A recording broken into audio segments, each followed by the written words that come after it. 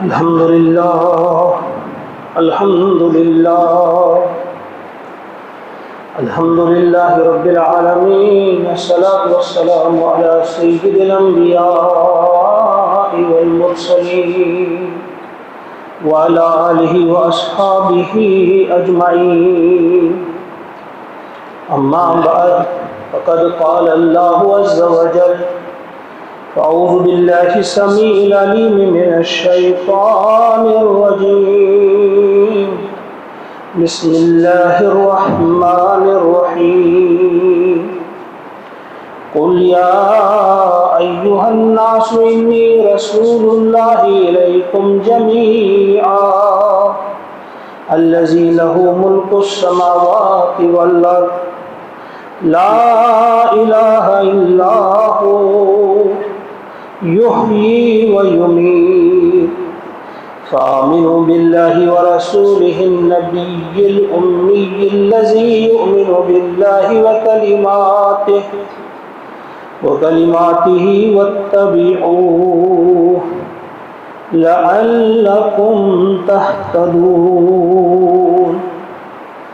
آمنت بالله صدق الله العظيم. رب اشرح لي صدري ويسر لي أمري واحلل عقدة من لساني يفقهوا قولي. رب زدني علما.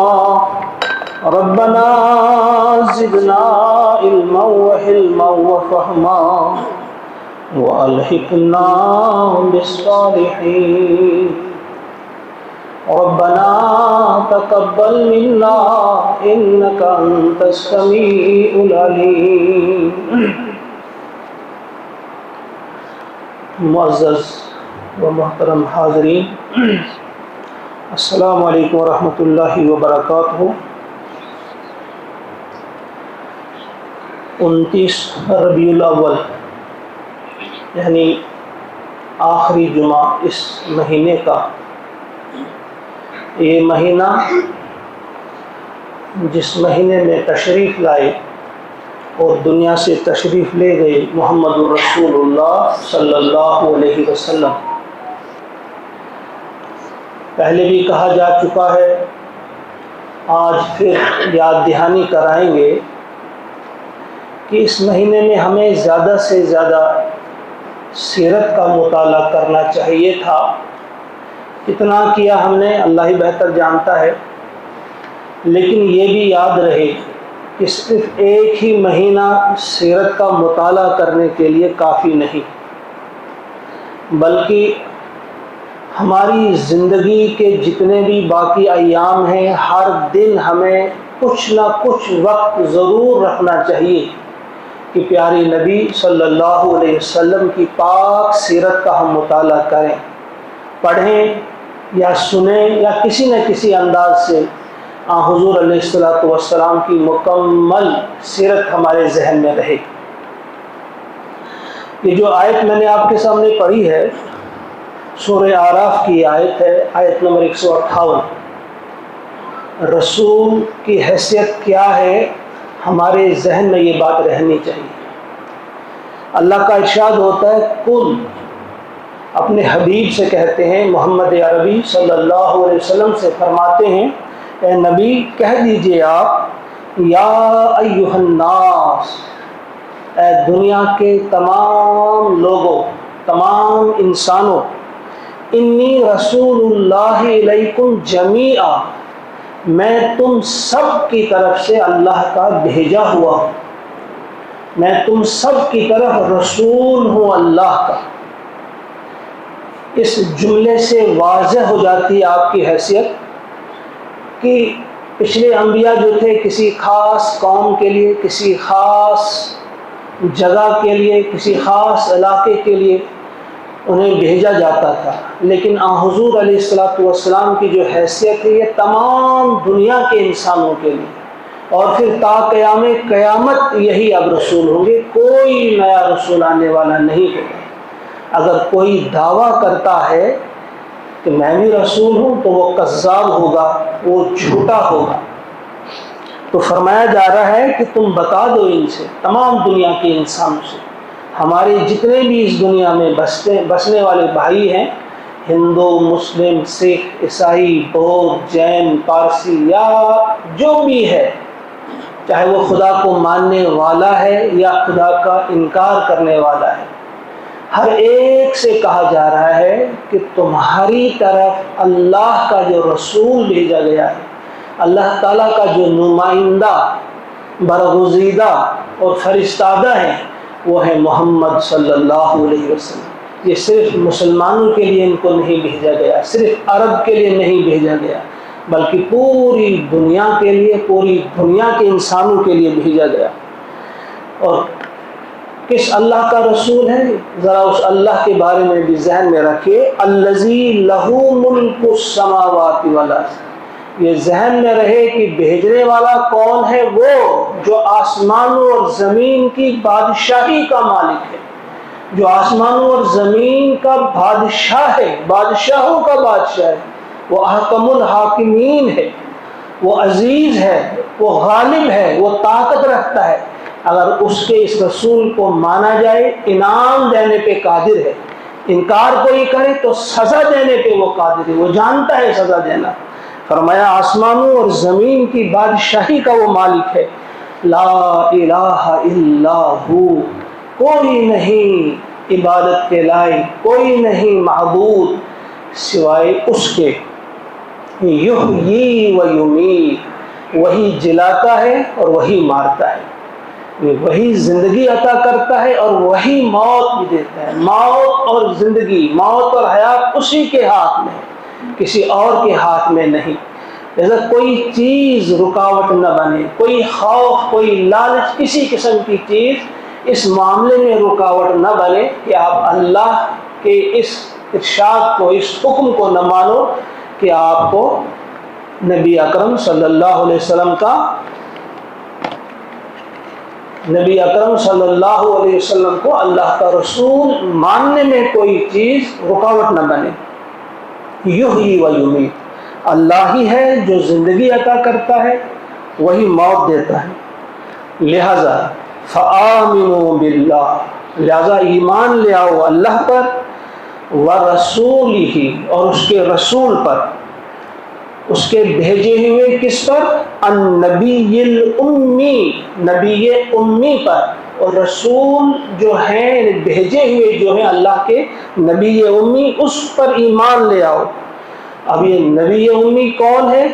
الذی یؤمن باللہ، جو ایمان رکھتا ہے، جو مانتا ہے، کس چیز کو مانتا ہے؟ باللہ، اللہ کو، وہ کلماتہ، اور اللہ کے ارشادات کو مانتا ہے۔ یعنی اس نبی امی پر ایمان لے آؤ جو نبی امی اللہ کو مانتا ہے اور اللہ کے ارشادات کو مانتا ہے۔ واتبعوہ، اور اس کی اتباع کرو، اسی رسول کی تم پیروی کرو۔ لعلکم تہتدون، شاید کہ تم ہدایت پاؤ، شاید کہ تم راہ راست پہ آ جاؤ۔ تو یہ جو اس آیت کریمہ میں، ایک ہی آیت ہے یہ، سورہ اعراف کی 158 آیت نمبر ہے، اس میں ہم سے کہا گیا ہے، اللہ تبارک و تعالیٰ کا حکم اپنے نبی سے ہے کہ آپ ان سے ایسے ایسے کہہ دیجیے، اور ہم تک یہ بات پہنچی، ہم تک یہ ارشاد اللہ تبارک و تعالیٰ کا، یہ حکم ہم تک پہنچ گیا اللہ تبارک و تعالیٰ کا۔ اب یہ ہمارا کام ہے کہ ہم اس بات پہ دھیان دیں۔ دیکھیں اللہ کے نبی علیہ السلام نے سب سے پہلے خود اس بات پہ عمل کیا، سب سے پہلے خود وہ ایمان لے آئے، اللہ پر ایمان لائے، اپنی نبوت پر ایمان لے آئے، اللہ کی کتاب پر ایمان لے آئے، اللہ تعالیٰ کے فرشتوں پر، آخرت کے دن پر، ان سب چیزوں پہ خود پہلے رسول ایمان لے آئے، پھر ہم سے کہا کہ تم بھی ایمان لے آؤ، تم بھی اللہ کو مانو، تم بھی اللہ کے بھیجے ہوئے نبی امی پر ایمان لے آؤ۔ تو ہم سے کہا جا رہا ہے، ہم کیا کر رہے ہیں، اس سلسلے میں ہمیں تھوڑا سا دھیان دینے کی ضرورت ہے۔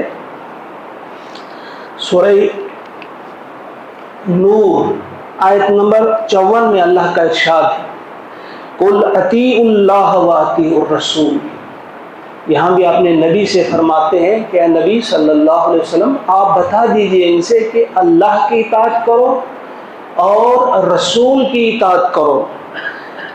فَإِن تَوَلَّوْا، پھر اگر انہوں نے منہ پھیرا، اگر انہوں نے اطاعت کرنے سے انکار کر دیا، فَإِنَّمَا عَلَيْهِ مَا حُمِّلَ، تو پھر جان لو کہ رسول کی ذمہ داری یا رسول ذمہ دار اسی چیز کا ہے جو اس پر فرض کیا گیا ہے، رسول سے اتنا ہی پوچھا جائے گا جو اس کے ذمہ کام تھا۔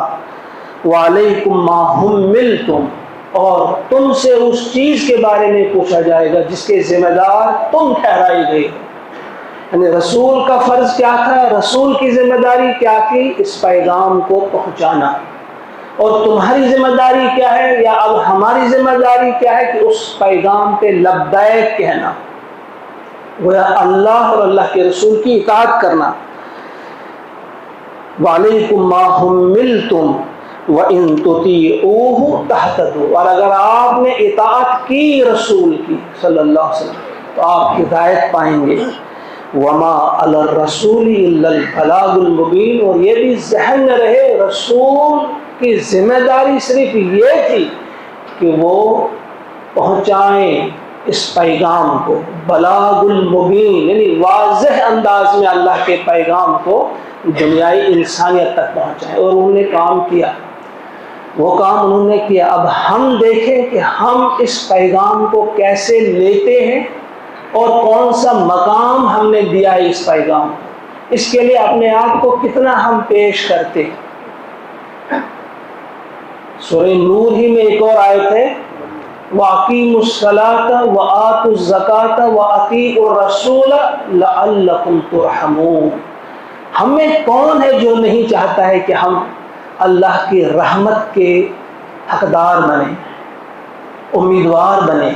کون نہیں چاہتا ہے کہ ہم پہ اللہ کی رحمت کا سایہ ہو، ہم پر اللہ کی رحمت کا نزول ہو؟ کون نہیں چاہتا؟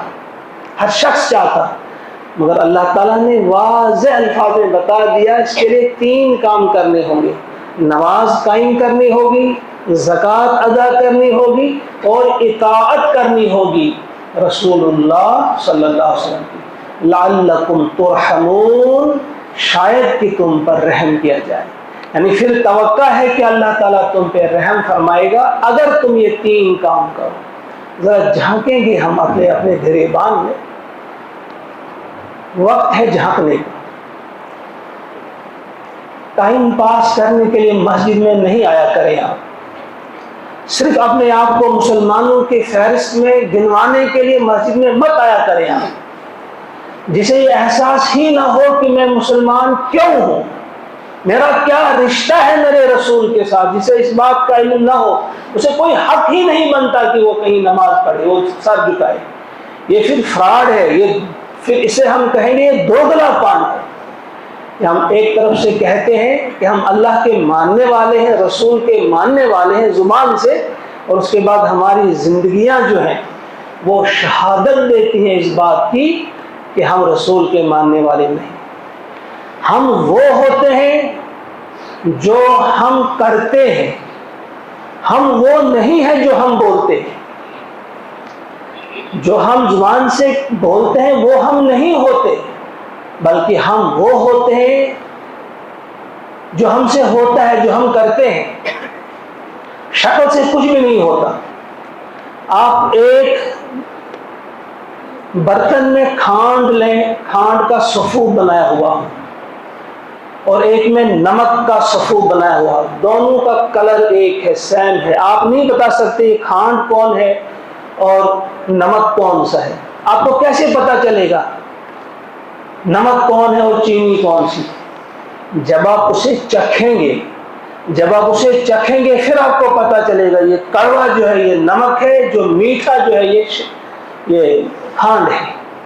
تو یہی آپ ذہن میں رکھیں، ہم جو بولتے ہیں، ہم جو دکھتے ہیں، دکھنے سے کچھ نہیں ہوگا، ہم مومن جیسے دکھیں، مسلمان جیسے دکھیں، ہماری شکل و صورت ہو مسلمان جیسی، لیکن جب ہمیں کوئی چکھے تو کڑواہٹ محسوس کرے، وہ جان جائے گا کہ یہ ایمان والا نہیں ہے، یہ رسول کا امتی نہیں ہے۔ جس نے رسول کو جانا ہوگا، پہچانا ہوگا، پڑھا ہوگا، وہ ہم کو دیکھ کر کہے گا بھئی یہ اس کا ماننے والا ہو ہی نہیں سکتا۔ اس کی وجہ جو پچھلی بار بھی میں نے کہا تھا، پچھلے خطبے میں بھی میں نے یہ بات کہی تھی کہ شاید اللہ بچائے ہمیں یقین ہی ابھی اس بات پہ نہیں ہے کہ محمد صلی اللہ علیہ وسلم صحیح معنوں میں اللہ کے رسول ہیں بھی کہ نہیں۔ ہمیں اس بات پہ شک ہے، مجھے لگتا ہے۔ اسی لیے تو ہم بھاگتے ہیں اطاعت سے، اسی لیے تو ہم بھاگتے ہیں اتباع سے، اسی لیے ہم آپ کی نافرمانیاں کرتے ہیں صبح سے شام تک، اور شام سے صبح تک ہم کرتے رہتے ہیں نافرمانیاں۔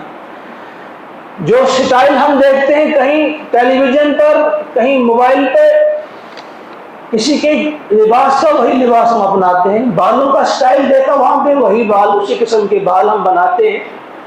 لائف سٹائل کسی کا دیکھا یہ کیسے اٹھتے ہیں، کیسے بیٹھتے ہیں، بس اسی طرح ہم بھی کرتے ہیں۔ ہمیں وہ جاننے کی تڑپ ہی نہیں۔ پچھلی بار میں نے کچھ آپ کے سامنے چیزیں رکھی تھیں، کچھ معجزات میں نے آپ کے سامنے رکھے تھے کہ حضور علیہ السلام کو کہ بہت ساری چیزیں ہیں جن کو دیکھ کر آپ کے یقین میں اضافہ ہو سکتا ہے، کیونکہ یقین ہی کی کمی ہے۔ ایک دو آج بھی بتاتا ہوں آپ کے سامنے کچھ معجزے۔ عقیدر بن عبد المالک کا نام آپ نے سنا ہوگا، دومت الجندل کے یہ بنو کندا کے بادشاہ تھے۔ ان کو گرفتار کرنے کے لیے بھیجا آپ نے حضرت خالد بن ولید کو رضی اللہ تعالیٰ، اور ان کے ساتھ کچھ صحابہ اور یہ کہ جاؤ، جب آپ جاؤ گے تو آپ اسے جنگلی گائے کا شکار کرتے ہوئے پائیں گے، اور وہاں سے آپ ان کو گرفتار کر کے لائیں گے۔ ابھی دیکھیں پہلے ہی سے بات بتا دیا حضور علیہ السلام نے۔ جب آپ گئے چاندنی تھی، 14ویں چاندنی کی رات تھی، قلعے کی چھت پر بیٹھے ہوئے تھے وہ بادشاہ عقیدر اور ان کی بیوی بیٹھی ہوئی تھی۔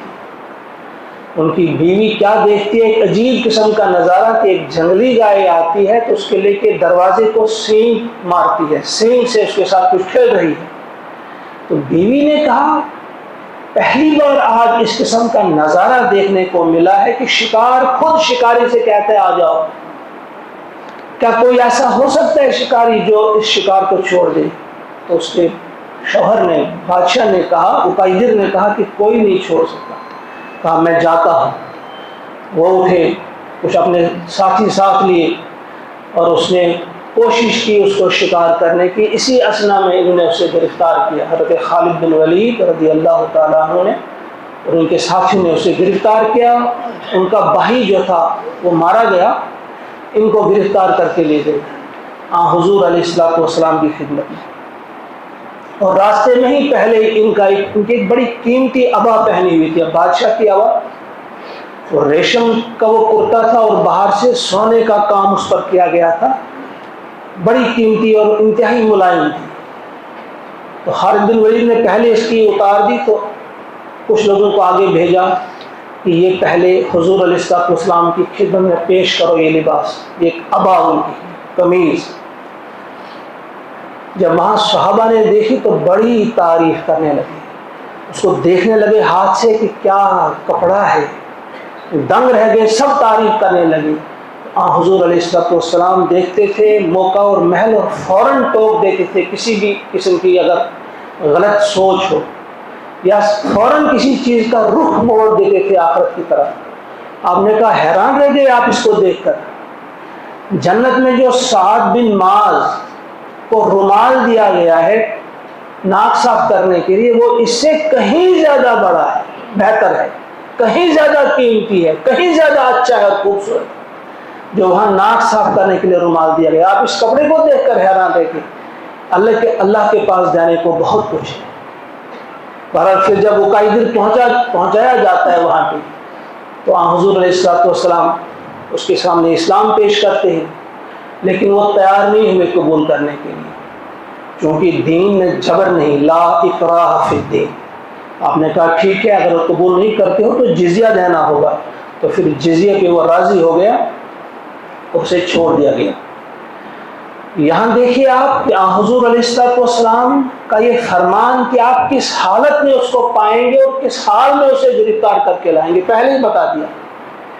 اللہ تبارک و تعالیٰ نے وہ چیز آپ کو عطا کر دی، وہ سب منظر آپ کے سامنے عطا کر دیا، کب کیا ہونا ہے بہت ساری پیشگوئیاں آپ نے فرمائی، ہمارے سامنے بہت ساری ہیں، لیکن ان کو پڑھ کر یا ان کو دیکھ کر، ان کو سمجھ کر بھی ابھی ہمارے اس یقین میں اضافہ نہیں ہوتا۔ ایک اور عامر بن طفیل، بنو عامر کے قبیلہ سے تعلق رکھتے تھے، عامر بن طفیل، اور ایک اور شخص ان کا ساتھی تھا اربد بن قیس۔ یہ اربد جو تھا لبید بن ربیعہ شاعر کا نام آپ نے سنا ہوگا، جنہوں نے اسلام قبول کیا تھا، ان کے یہ اخافی بھائی تھے، یہ دو ساتھی تھے۔ ان سے کہا اپنی قوم نے کہ دیکھو لوگ اسلام قبول کر رہے ہیں، آپ بھی کرو۔ انہوں نے کہا تم کیسی بات کرتے؟ کہا میں نے تو خواب دیکھا تھا کہ سارے عربوں کو میں اپنا مطیع بناؤں گا، اپنا پیروکار بناؤں گا، اپنا تابع بناؤں گا، اور تم کہتے ہو کہ اس قریشی کی حقارت سے کہا، اس قریشی کی میں اطاعت کروں، اس کی اتباع کروں، جیسے آج ہم اپنے عمل سے کہتے ہیں ہم نبی کو مانتے بھی ہیں لیکن اتباع و اطاعت جس کی مرضی چاہتے ہیں کرتے ہیں۔ کہا اس قریشی کی اتباع مجھ سے نہیں ہو سکتی، اطاعت مجھ سے نہیں ہو سکتی۔ تو انہوں نے پلان بنایا، منصوبہ بنایا، دونوں گئے کہ عامر نے کہا کہ میں باتوں میں مصروف کر دوں گا رسول کو، تو تم ایسا کرنا کہ اچانک وار کر دینا، حملہ کر دینا۔ جب یہ دونوں جاتے ہیں حضور علیہ السلام کی خدمت میں، کہتا ہے ہم باہر تخلیے میں، تنہائی میں بات کریں گے۔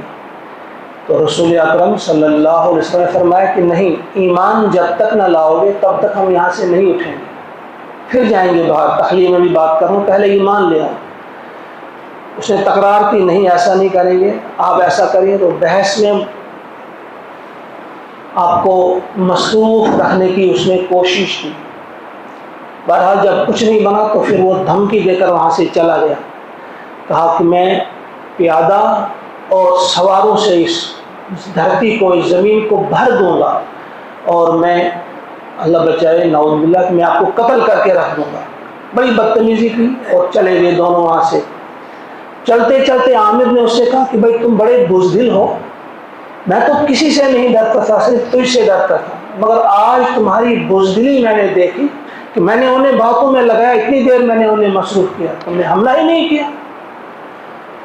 اس نے کہا تیرا باپ مر جائے، یہی الفاظ ہیں، آپ دیکھیں گے حدیث میں، بخاری میں بھی ہے یہ، تمہارا باپ مر جائے، پہلے میری بات سنو۔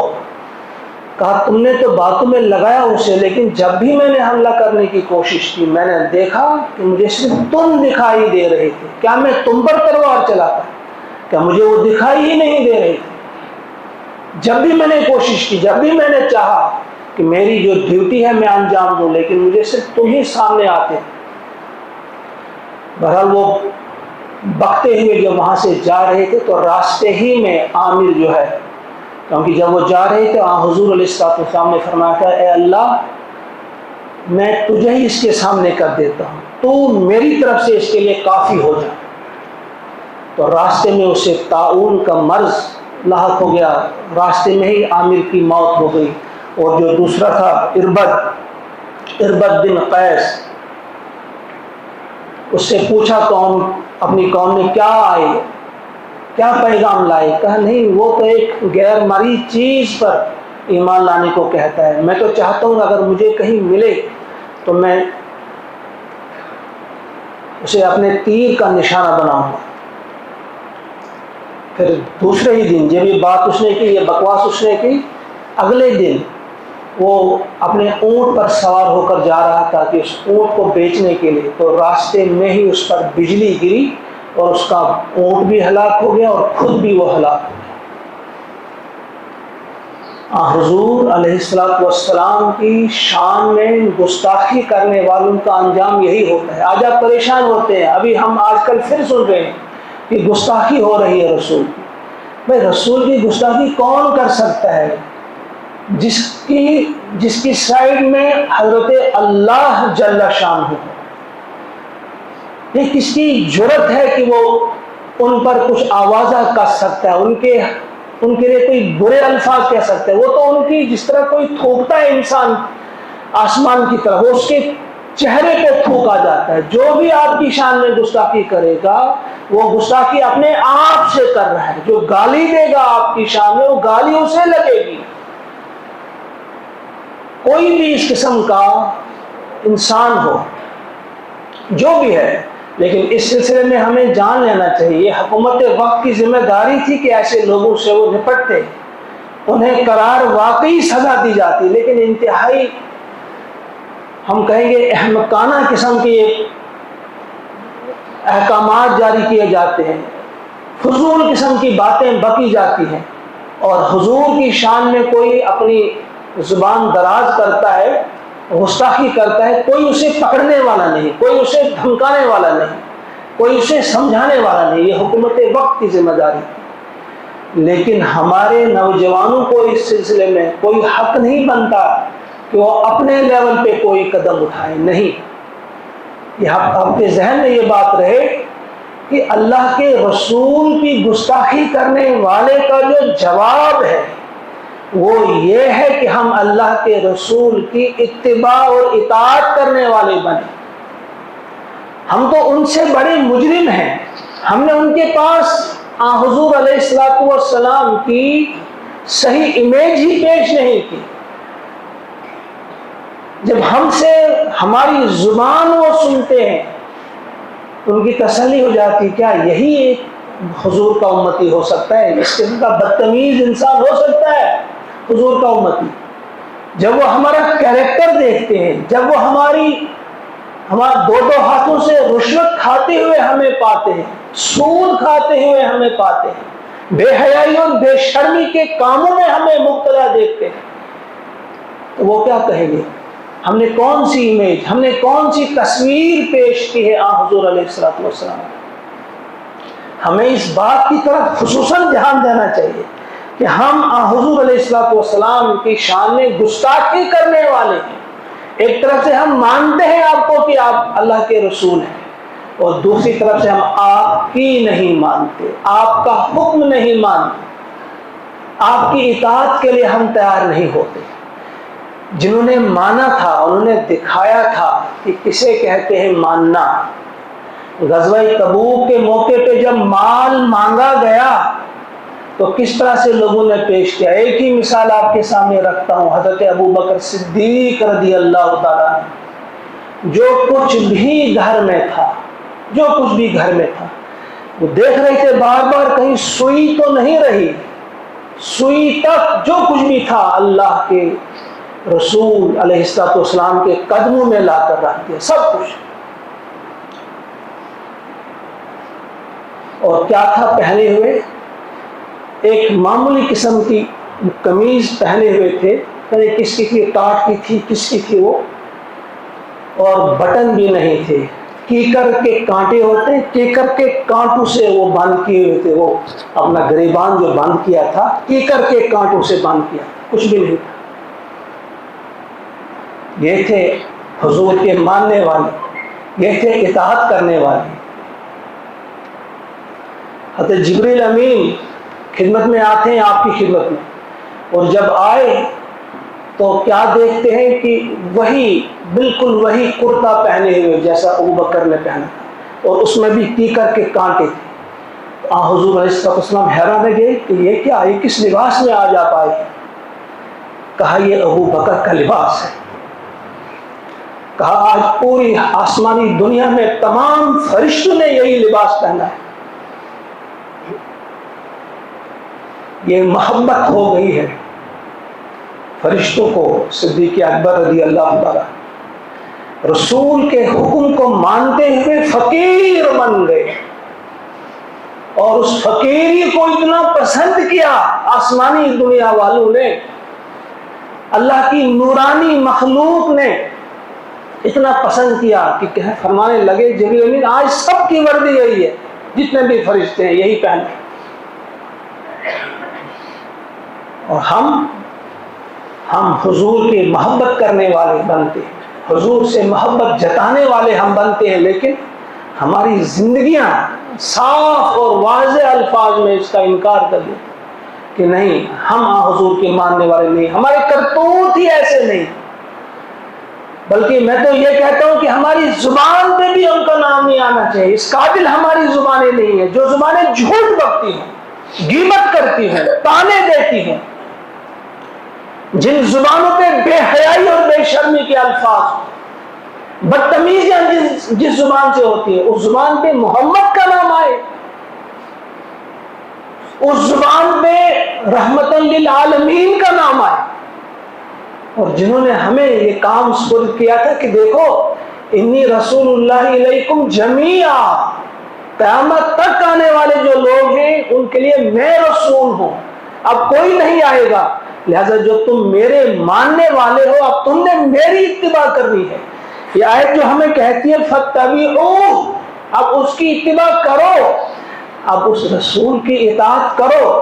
گویا کیسے کریں گے ہم اتباع؟ ہمیں معلوم ہی نہیں، ہم نے دیکھنا تھا حضور کی صبح کیسے ہوتی ہے، کس وقت جاگتے ہیں، ہمیں یہ معلوم نہیں، یا اگر معلوم بھی ہے تو ہم اسے ضروری نہیں سمجھتے کہ صبح کی نماز میں بھی ہم مسجد میں آئیں۔ اس وقت آپ دیکھیں گے یہ والی چھت بھی بھری ہے، اوپر بھی بھری ہے، صبح کی نماز میں 2 یا 2.5 صفحہ کیوں ہوتے ہیں؟ یا تو ہمیں پتہ ہی نہیں حضور کا اسوہ کیا ہے، سیرت کیا ہے، یا پتہ ہے لیکن ہم اتنے ڈھیٹ بن چکے ہیں، ہم اتنے بڑے نافرمان ہیں کہ ہم سمجھتے ہی نہیں ضرورت اس بات کی۔ اتباع کیسے کی جاتی ہے، اطاعت کیسے کی جاتی ہے جب معلوم ہو کہ حضور نے کیا کیا؟ دوپہر آپ کی کیسے گزرتی، شام کو آپ کیا کرتے تھے، آپ کا اکثر وقت کس کام میں گزرتا تھا، کیا کام، کون سی چیز آپ کو سب سے زیادہ محبوب تھی، کیا طلب تھی، کیا تڑپ تھی، کس قسم کی تڑپ آپ کے سینے میں تھی، وہ ہمارے اندر آنی چاہیے۔ ہے آپ کو دین کس قدر محبوب تھا، اور کیوں نہ ہوتا، بھیجا بھی تھا اسی لیے اللہ تعالیٰ نے، هو الذی ارسل رسولہ بالہدی والدین الحق لیظہرہ علی الدین کلہ وکفی باللہ شہیدا۔ یہ طرف تھی کہ اس دین کو، اللہ کے اس دین کو غالب کرنا تھا تمام ادیان پہ، اس کے لیے وہ بے چین رہتے تھے، اس دین کی اقامت کے لیے کس قدر بے چین رہتے تھے، صبح شام ہر وقت، لیکن ہم بھی بے چین رہتے ہیں کس کے لیے؟ اچھا سا گھر بنانے کے لیے، ایک گھر ہے اب دوسرا بھی ہونا چاہیے، اب تیسرا بھی ہونا چاہیے، اب فلاں جگہ بھی ہونا چاہیے، فلاں جگہ بھی ہونا چاہیے۔ ہمارے رات اور دن اسی دنیا کی تعمیر، اسی دنیا کو آباد کرنے کے لیے ہم کر رہے ہیں، آخرت میں کیا ہوگا اسی لیے ہم نہیں چاہتے یہاں سے جانا۔ موت کیوں ہمیں اتنی ناپسند ہے؟ کیونکہ وہاں کے لیے ہم نے کچھ بھیجا ہی نہیں، لہذا ہم موت سے بھاگتے ہیں اور اس دنیا ہی کے لیے ہم سب کچھ کرتے ہیں۔ تو آج جو ربیع الاول، ربیع الاول کا آخری جمعہ ہے، آج یہ ذہن میں سب یہاں سے لے جائیں، ایک پختہ ارادہ کریں، مصمم ارادہ کریں، صرف رسمی نماز ادا نہ کریں، رسمی نماز نہ ہو۔ آج جس وقت آپ پڑھیں، جو 2 رکعت آپ پڑھتے ہیں فرض، اس وقت جب ہم دعا کریں گے اہدنا الصراط المستقیم، تو ذرا شعور کی بیداری کے ساتھ اس کے بعد آپ آمین کہیں گے۔ اہدنا الصراط المستقیم جب مکمل دعا ہم کریں گے سورہ فاتحہ، شعور کی بیداری کے ساتھ۔ اہدنا الصراط المستقیم کیا ہے؟ کہ ہمیں کیسے چلنا ہے۔ صبح کی نماز میں پڑھتے ہیں تاکہ صبح سے ظہر تک بہت سارے ہمیں فیصلے کرنے ہوتے ہیں، اس کے لیے ہم اللہ سے مانگتے ہیں اہدنا الصراط المستقیم، کہ صحیح فیصلہ کر پاؤں، پڑوسی کے ساتھ کچھ کرنا ہے، معاملہ ہے، کوئی فلاں کام ہے، فلاں کام ہے، یا زیادہ تر ہمارا کام آج موبائل کے ساتھ ہوتا ہے، موبائل میں کیا دیکھوں کیا نہ دیکھوں، یہ بھی ہے اہدنا الصراط المستقیم، کہ مجھے وہی کچھ دیکھنے کی توفیق دے جس سے میرا بھلا ہو، دنیا اور آخرت کا بھلا۔ شعور کی بیداری کے ساتھ آج آپ آمین کہیں گے، اے اللہ ہمیں اس راستے پہ چلا جو راستہ اختیار کیا تھا محمد عربی صلی اللہ علیہ وسلم نے۔ اور دوسرے انبیاء کرام کا راستہ جن پر تو نے انعام کیا ان کا راستہ، اس راستے سے ہمیں ہٹا، اس سے دور رہا جو ان لوگوں نے اختیار کیا تھا جن پر تیرا غضب نازل ہوا یا جو گمراہ ہو گئے، ان سے ہمیں دور رہا۔ اللہ تعالیٰ سے دعا ہے کہ وہ ہم سب کو توفیق عطا فرمائے کہ ہم ان باتوں کو سمجھنے والے بنیں اور سمجھنے کے بعد عمل کرنے والے بھی ہم بنیں۔ عمل کی توفیق اللہ تعالیٰ ہم سب کو عطا فرمائے۔ ربنا تقبل منا انک انت السمیع العلیم۔ السلام علیکم ورحمۃ اللہ وبرکاتہ۔